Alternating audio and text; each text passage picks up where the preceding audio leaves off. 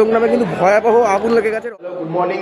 আজকে ব্লগ করতে একটু দেরি হয়ে গেল, আর আজকে মর্নিং ওয়াক করে অনেকক্ষণ আগেই চলে এসেছি, তখন আর ব্লগ করা হয়নি কারণ শরীরটা ভালো না। আর এখন কোথায় যাচ্ছি সেটা না হয় একটু সাসপেন্সই থাক, পরে বলবো।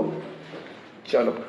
আমি ডাক্তার দেখাতে গেছিলাম, সেখান থেকেই হঠাৎ খবর পাই যে মধ্যমগ্রামের রতনের খাবারের দোকানের পাশে কয়েকটি দোকানে ভয়াবহ অগ্নিকাণ্ডের ঘটনা ঘটেছে। খবর পেয়ে দেরি না করে দ্রুত ঘটনাস্থলে পৌঁছে যাই। ঘটনাস্থলে গিয়ে দেখি আগুন নেভানোর জন্য দমকলের 4টি ইঞ্জিন মোতায়েন করা হয়েছে।